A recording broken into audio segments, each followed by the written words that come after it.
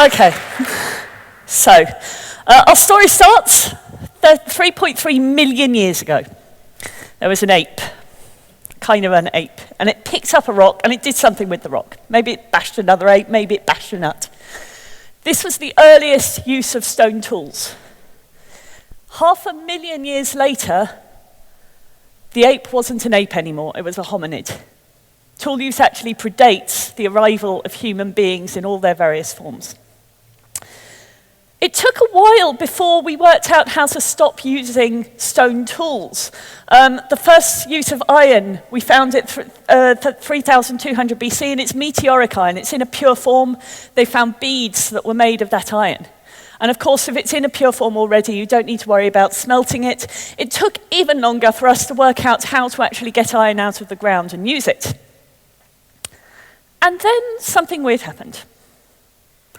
Not really much change for thousands of years, certainly not in Europe, until around about 1770s, 1780s.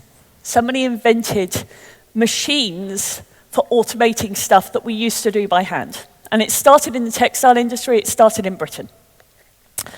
1776 was James Watt's famous steam engine. It wasn't actually the first steam engine, but the way he used it, it made it very, very efficient. So it wasn't burning too much coal. And so this textile takes off, and we start seeing more and more machines built.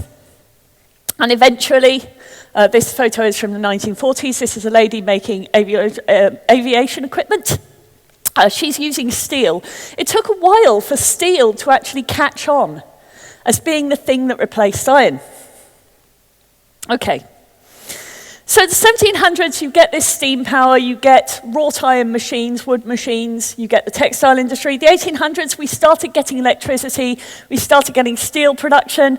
The 1900s, we've seen the emergence of computers and internet technology, and now it's 2000, and we're seeing the fourth industrial revolution. This is what GOTO actually wanted me to talk about, was the fourth industrial revolution. When I accepted the talk, I didn't really know a lot about it. I've had to do quite a lot of research for this talk. It's all quite new to me as well. And I thought, I'll look up and see what the fourth industrial revolution is. And there's a great article from the World Economic Forum that describes it. It says it's characterized by a fusion of technologies that blur the lines between the physical, digital, and biological spheres. And I really love this sentence. The speed of current breakthroughs has no historical precedence. This is from Carl Schwab, who's in the World Economic Forum. Okay. So, what does that look like? It looks like this. Microsoft are doing biotech. And there are biotech batteries being built. This is Nest. It's a controller which sits in your room. Google made this. It sits in your house and it can monitor your thermostat. It can affect your thermostat. The air around you. This is a British scientist. He's getting an RFID implanted into his hand. He's getting a chip put into his hand. And this, of course, is Tesla's autonomous vehicle. So this is the kind of thing we're seeing. And you've probably come across some other technologies that will fall into this space. Quantum computing. There's been lots of exciting talks here at this conference. Okay. So I said I didn't know much about the fourth industrial revolution. But this gentleman, I was pretty sure that this gentleman, this is Simon Wardley, of Wardley Mapping fame, and I was pretty sure he would know something about the fourth industrial revolution. So I tweeted to him, DM'd him, and I said, hey Simon, do you know anything about the fourth industrial revolution? He said, sure. It's a thing CEOs like to talk about when they don't know any better. It's a shibboleth. That's a really interesting word, shibboleth. It actually comes from the Bible.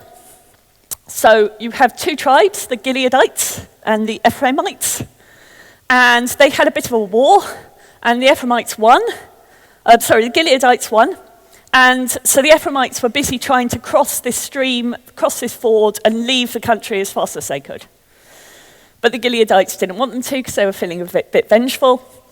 So they said, can you say the word shibboleth? Can you say the word shibboleth? it turns out that it just means an ear of corn. That's all it means. The Gileadites actually pronounced it Thiboleth, but the Ephraimites couldn't do that. They could only say it as Sibboleth. And so this word has come to mean something which marks one group out from another group. Okay? So it's a phrase, it's a belief, it's a symbol, it's some kind of sign that some people belong to a group and some people don't. Since we're in the Netherlands, I thought it would be appropriate to share your shibboleth. This is a lovely little village. I'm not even going to try and pronounce that name. Apparently Germans can't either. So it was used in the Second World War to tell who was Dutch and who was actually German. Okay, so there you go, that's your shibboleth. All right. So when Simon said this, he pointed me at this lady, Carlota Perez. He said, go read her work. She knows what she's talking about. It's not the 4th Industrial Revolution, it's at least the 6th. So now I've gone from 2 industrial revolutions I didn't know about to 5 of them. So I've read this book. It's quite a dry book, but it's super, super interesting. It talks about not only how what these revolutions were, but it also talks about how they happened. So we've got the Industrial Revolution that we all know about, this textile industry, James Watt machine. I've just pulled the dates out from this book. If you want to know more, you can read it. So we've got mechanized iron, 1829, steam, railways. So now we're starting to be able to transport goods much more easily. In 1875, we start seeing steel overtake iron as the material of choice that machines are made out of. Steam-powered ships. We also get mass production, so cans, bottles, and paper start to be made. 1908, that's when the car came. Right? 1908 was the car. Within 10 years, horses were almost off the street entirely. 1918, all the photos of cars. There's hardly any horses left. So now you've got transportation, and you've got internal combustion engines, so we're not just using steam for industry anymore.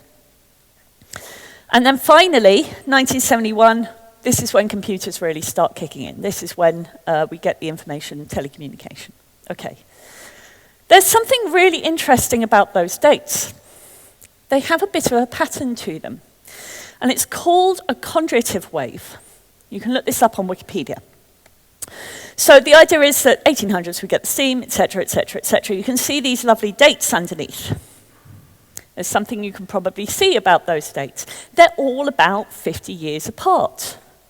Except the last one. The last one was a bit fast. Okay, the last one's a bit shorter. Turns out that information technology has a lot to do with that. But what you can see is that there's this rise and then a fall. There's a rise and then a fall. So if we add 40 years to 1990, we get 2030. So 2030 is when we can expect to see a bit more of an upswing again. That means we're probably in a bit of a downswing right now, probably in a bit of a depression. So what does that really mean? It turns out there are lots and lots of different economic cycles, and they're all flavored by this boom or bust. Somebody's actually done spectral analysis on financial information and has found these to be largely true. So, the kitchen cycle is 3 to 5 years. It's the shortest of them. And it's to do with prices and production. So, for instance, when the price of oil goes up, everybody goes, oh, look, oil's really good. We should go dig up more oil. So they dig up more oil, which means there's more oil available, which means the price of oil goes down. And then everybody stops digging it, and then it goes up again, etc. And it's got this 3 to 5 year period. There's a Eugler, I don't know how to pronounce these, Eugler cycle. So this is 7 to 11 years, and it's typified by the need to maintain or change out your machinery. Okay, so changes in fixed investments. Kuznets cycle's really interesting, 15 to 25 years. It's tied to population flow, but also the price of land. So land becomes really cheap in a country, so everybody moves there, which makes land really expensive, then everybody leaves for wherever the cheap country is. But the conjugative is a really, really interesting one. Why is innovation just not happening all the time? Why does it seem to happen in these massive revolutions?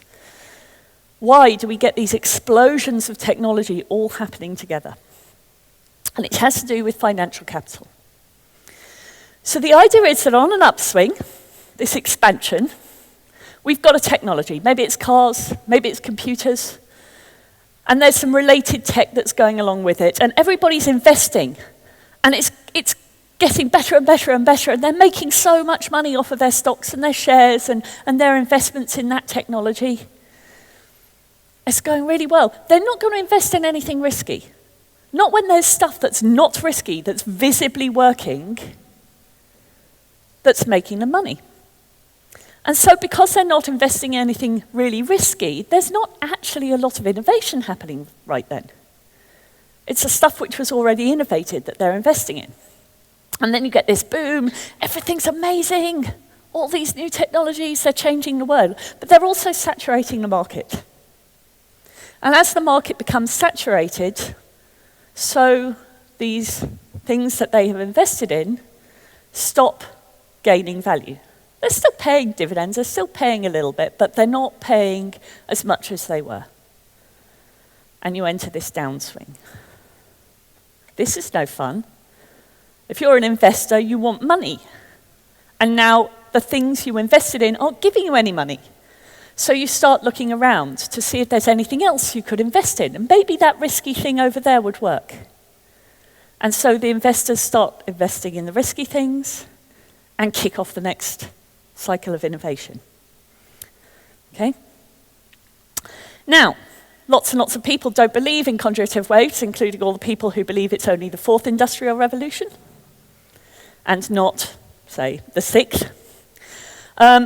If it was true that these 50-year cycles kept happening, 52, 53 years, we've seen the last one was a bit shorter. If we were in a downswing, we should be able to see that in the share prices. We should see technological share prices all starting to flatten out, right? They should be not paying back, because that's what it takes for that next round of innovation to happen. So I thought I would take a look. Turns out you can Google share prices. So what kind of darlings do we have in technology that should probably be really good right now, should have really good dividends? I thought Spotify, bet Spotify are doing well. Oh, not so much. They've not been trading that long. Okay, maybe it's just because they haven't been trading that long. The price fluctuations are obviously quite visible. Let's pick somebody who's been around a little bit longer. Samsung. How about Samsung? Flattened out. It's risen, but it's flattened out. Okay. Apple. Flattening out. Alphabet, Google. Flattening out. There's also a yearly cycle that happens in the markets, which I think is what you can see there. By the way, I am not a stockbroker. I am not your financial advisor. Please don't use my advice to make decisions, okay? Facebook, flattened out. Amazon, flattened out. Twitter have never actually known how to make money anyway, so fair play. Microsoft are doing well. Microsoft are still growing. Good on them. Microsoft are good folks. It's a weird world we live in, isn't it, when Microsoft are the good folks? Okay. So you can see, by and large, there's something happening there. The share prices, and honestly, I went looking for these, not sure what I would find. I was quite amazed. You can see they're all starting to do this in the last year or two. So maybe these are a thing. Maybe there is another revolution coming. The thing about revolutions and human systems is we can't be sure what it's going to look like until it emerges. Humans are intensely creative. And so we'll only know what that revolution looks like in retrospect. Okay.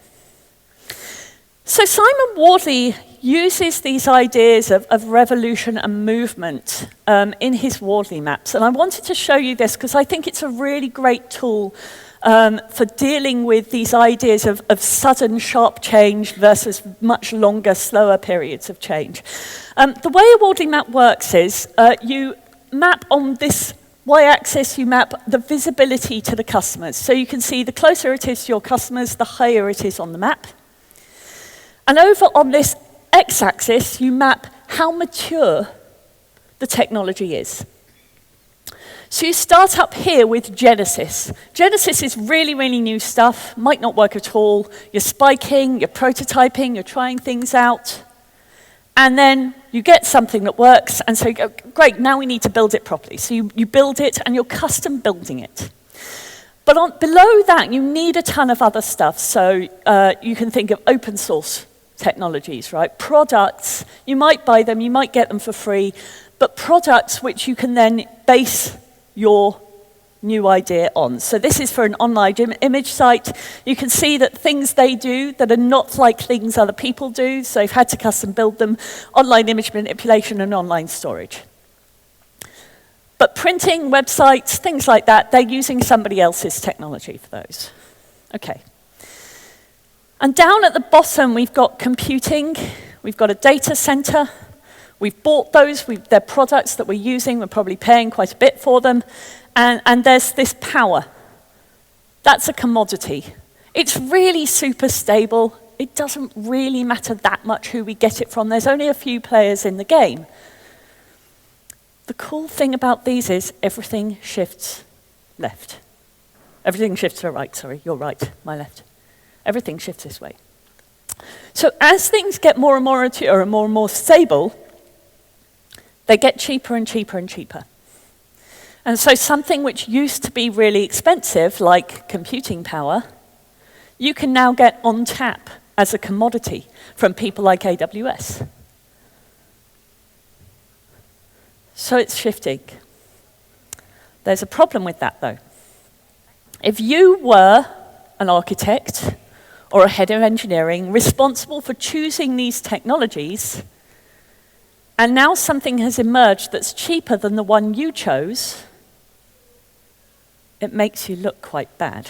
It makes it look like you chose the wrong one. Even though there was no way to know what would emerge in 5-10 years' time, it makes it look like you chose the wrong one. Why on earth did you do that thing in COBOL?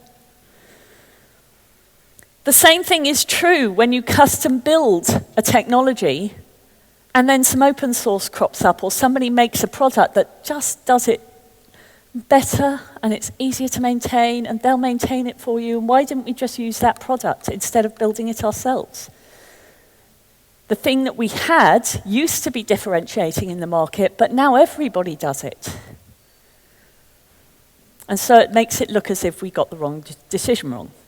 So you get these inertia moments. It's hard to get things across these boundaries. It usually requires the person who made the original decision to leave.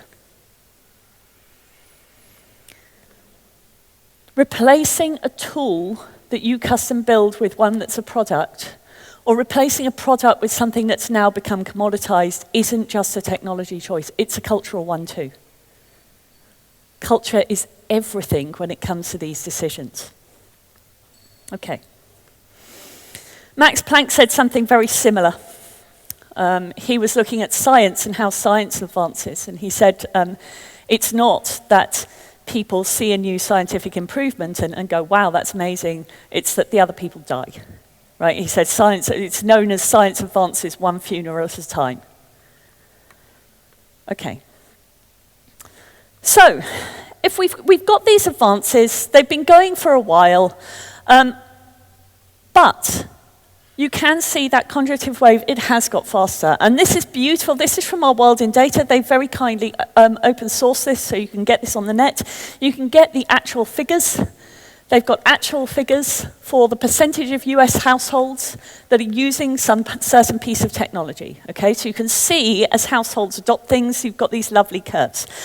You can probably see there's one that's kind of arcing down there, that big green one that's arcing down. That's landlines. Fewer people are using landlines these days. You can probably see there are a few steep ones, but it's got really, really suddenly steep at the end. These very, very sudden adoptions that we've got. And there's a clue as to how that's happening in what those lines are themselves. Social media, smartphones, and tablets. Tablets, that last purple, that last line on the very end, look how fast it is to go from 0 to 60%, just a few years before 60% of the people in the US, 60% of households in the US have a tablet. That's astonishingly fast compared to how long it took to get a telephone, to get washing machines into people's homes. We are more connected by technology than we have ever been before. When we buy something and we think it's awesome, we don't have to wait till we see our friend next week to share how awesome that thing is. We share it on social media.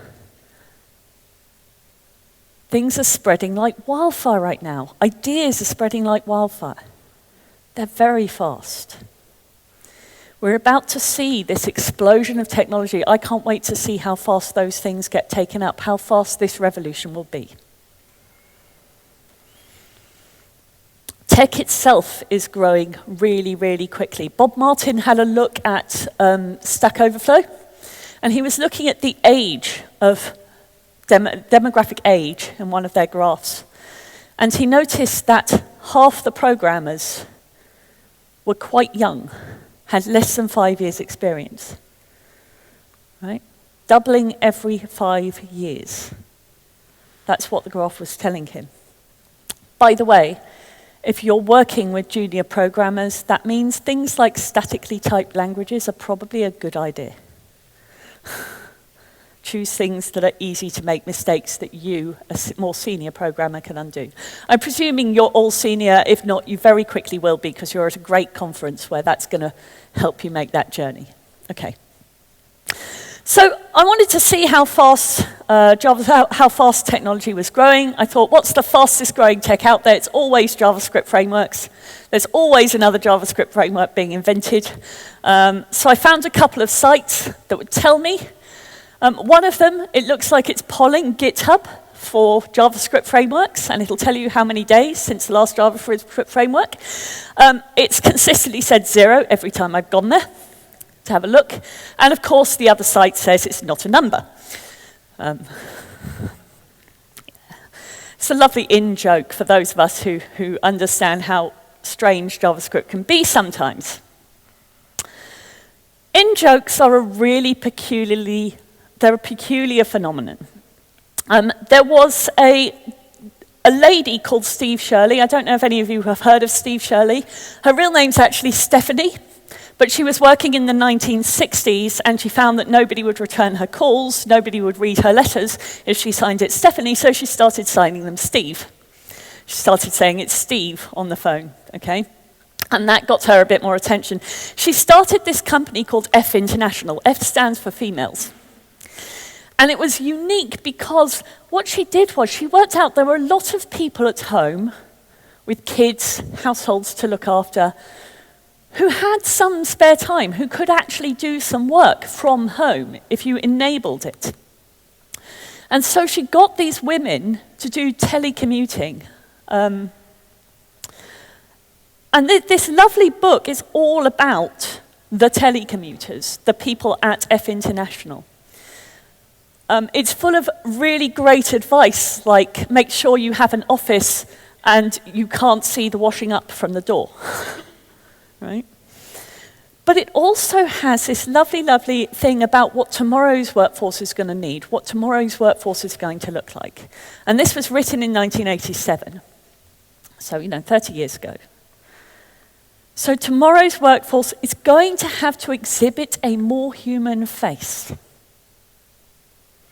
And then I came across this lovely thing. Joke of the day is a crucial part of the high-tech transmission.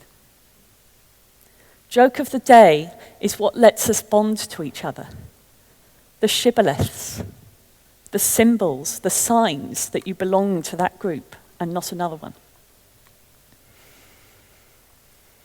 Some people really, really like belonging to particular groups, yeah. Technology is super, super fast. We're not just sharing the information, we're also sharing the misinformation. We're sharing the bad stuff really quickly as well as the good. And I want to talk a little bit about that. There's a fantastic book called Great Boss, Dead Boss. It's a novel, it's rather like The Goal, about a guy who's trying to rescue his factory from being shut down. And it's all about tribal behavior in human systems. And he has these kind of 23 rules. I've just pulled out a few of them here. A strong tribe has a great leader that everybody looks up to. A strong tribe has a common enemy, a threat. It has clearly defined symbols, things which mark you out as being in that group, shibboleths, in jokes. And a walled city, a place where things of value are kept. We have those walled cities even in technology. How many of you have a back channel, a place on the internet, a Slack channel where you keep jokes and quotes and things that you don't really want the management to see? A few, right? This is our walled city. This is where our walled city is. Or it lives in email forums and places like that. It lives in our little space on Facebook. Okay.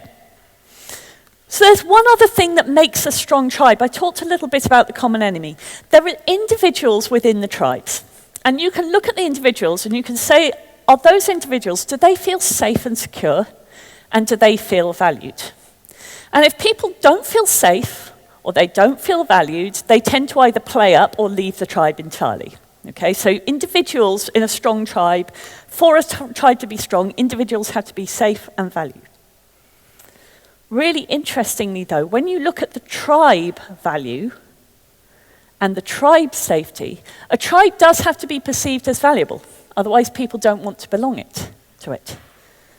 But people come together and are strong in the name of their tribe when it's threatened, when you have an enemy.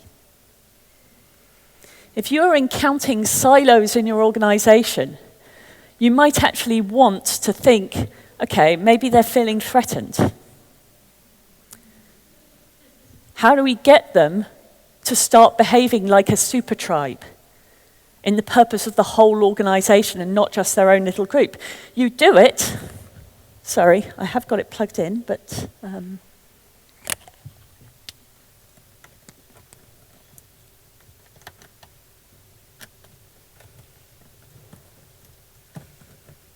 okay, I can't see what I'm doing there. Could you possibly just get that plugged in for me? Thank you. Cheers. Okay, so sorry about that. My battery is running low. I thought it was plugged in. It isn't. Okay. All right. I can remember what comes next. Okay, so your tribe has to feel threatened in order for that to be a thing. Julian Burkinshaw had some really, really interesting models about organizations and how these tribes form and behave in different organizations. He says that in a factory, labor and production are the scarce resource. You need people to get a job done. And so you end up with a bureaucracy, a place where the more people you have working for you, the higher your position in the organization is, the more powerful you are. If you can stop labor and production being the scarce resource, we'll get there in a sec. If you can stop labor and production from being the scarce resource, so you've automated some stuff away, the ability to automate and keep that automation going is the thing that really matters. That's the thing that makes a difference. Right, let me just do this. There we go. All right.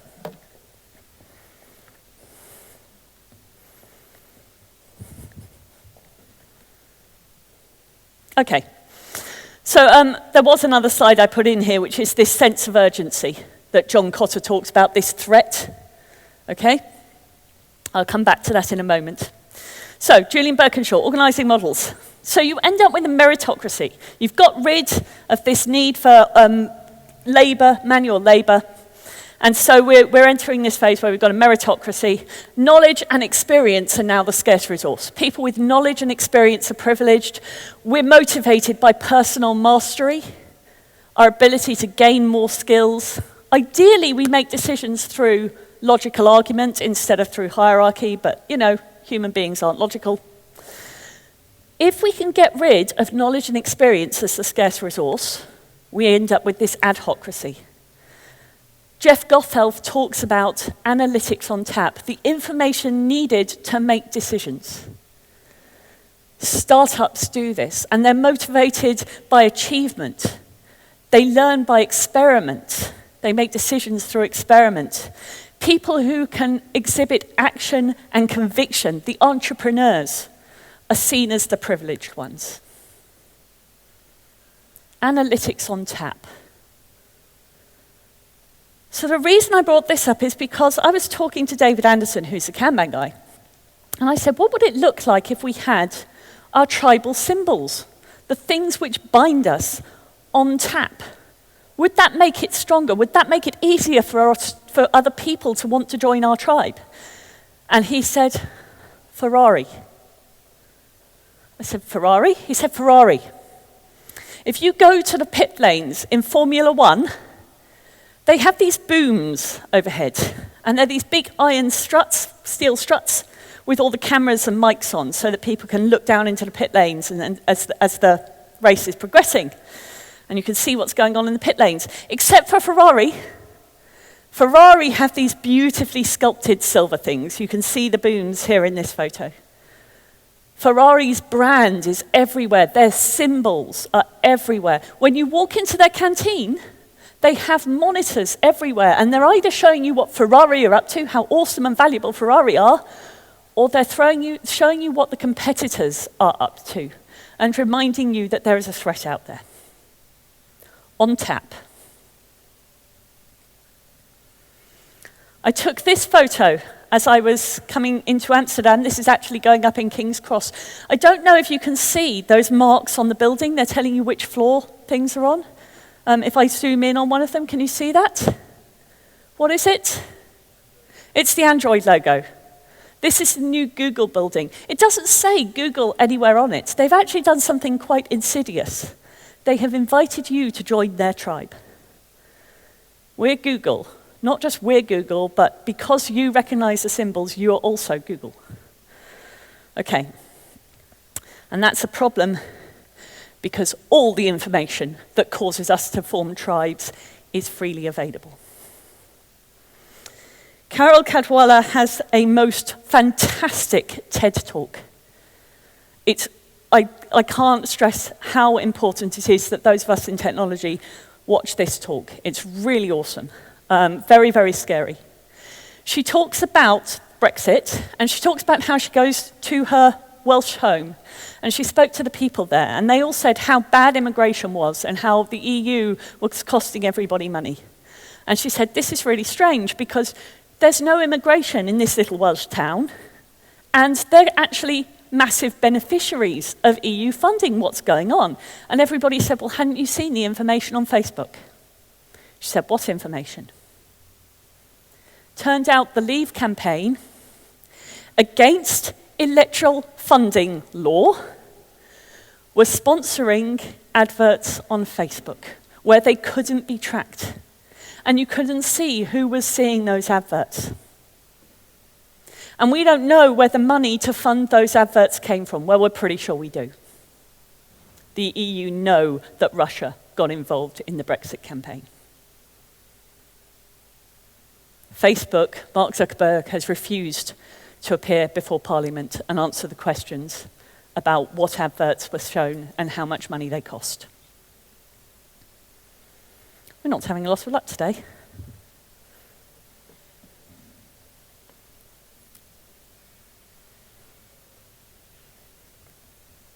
Okay.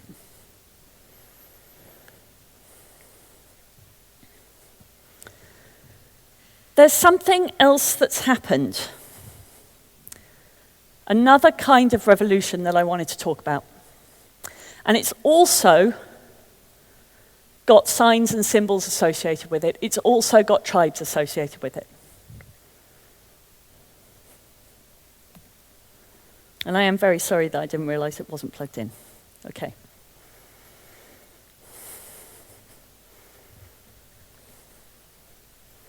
Okay, I'm going to skip that. This is the percentage of marine animals which have gone extinct over millions and millions of years. It turns out there have been 6 extinction events. 5 if you kind of count those 2 that are quite close together as one. So you've got the Ordovician Silurian extinction event. It's just marine animals that it's counting. At that time, there were no animals on land.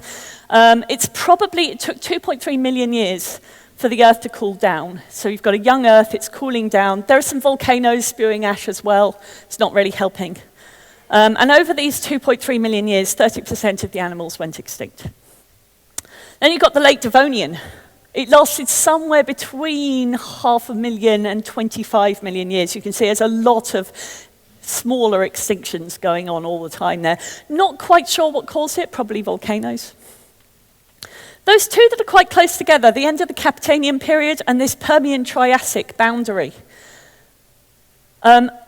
6 million years it took. And it was definitely volcanoes. We, in fact, know where the volcanoes were. The first ones were in China, and that second explosion, that was in Siberia. Super volcanoes putting lots and lots of ash into the atmosphere, killed off a lot of animals. And then you've got the Triassic-Jurassic boundary. We're not quite sure what caused this one. Climate change was happening at the time. There were some meteor impacts. We can see there were meteor impacts, but they weren't huge. There's probably some volcanoes. It's almost certainly volcanoes. It's always volcanoes. This was the one which allowed the dinosaurs to start taking over. And then, of course, you've got the most famous one of all. That Cretaceous-Paleogene boundary. All the dinosaurs died off. We lost 30% of all life in the sea and wiped out every single large animal on land. Nothing over 50 kilograms survived it. And it was really rapid. We can see it happened in all the continents at the same time. We are now in the Holocene. Some people call it the Anthropocene, the human era. What we are doing to this planet is as fast as the meteor. I'm picking this for a reason. The IPCC report came out last year, and it says the goal now is to try and hold to 1.5 C. If we get to 2, if we get up to 1.5, it's still devastating. We will lose the warm water corals, we will destabilize the Arctic region, some people will die, but it will only be devastating and not absolutely fucking catastrophic, which is what happens if we hit 2. We are currently on track to hit 3 or 4 C. Our carbon emissions last year went up. And there is a tribe that has been misinformed about this. Back in the 1990s, Exxon knew that fossil fuels caused global warming. Shell knew back in 1971. The petrol companies, the oil companies knew. And instead of behaving responsibly, they funded climate change deniers. They started tribes of people who were determined to stop us from talking about this. They have now changed their behavior, they've changed their mind on this. I can remember this bit by heart, it's fine. They've changed their mind on this, they've now backed it, but the tribes are still alive, the tribes are still well. America last year spent 10 times as much on fossil fuel subsidies as it did on education. There is a lady called Greta Thunberg. She is 16 years old, she's from Sweden, and she has been going around talking about climate change. She is my strong leader. I am a member of her tribe. I want to save the world. I need your help to do it. I want you to come and join my tribe. She uses some pretty strong language. She talks about the collapse of civilization as we understand it. Literally, we won't be able, no revolution will matter if we can't keep those levels down. Global warming isn't the only thing causing the extinctions, but it's the biggest, it's going to be the biggest problem. What does the collapse of civilization look like? Go to BBC News. Yesterday, Chennai, the 6th largest city in India, ran out of water. All 4 of its reservoirs are now dry. Somebody was arrested last week for stabbing somebody else over water supply. That's what the collapse of civilization looks like. We are in tech. We are uniquely connected. We are able to do something about this. Some of it's really, really obvious. Go carbon offset your flights. Please, don't make low-lying Pacific Islands pay for your privilege of being here today. I'll tweet a link on the GOTO AMS hashtag. It's to a site that was created by one of the Kanban crew. You can trust that site, and you can go there and you can pay to carbon offset your whole life.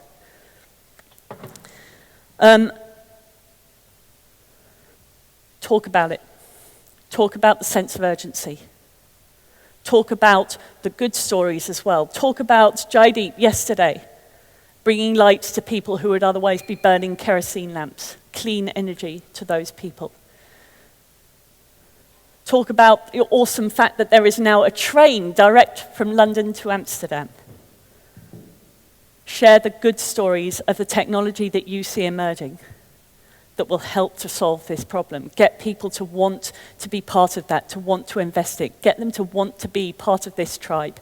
Get them to think that it is cool to be saving the planet, because that's what we need to do. Go, save the planet with me. Thank you very much.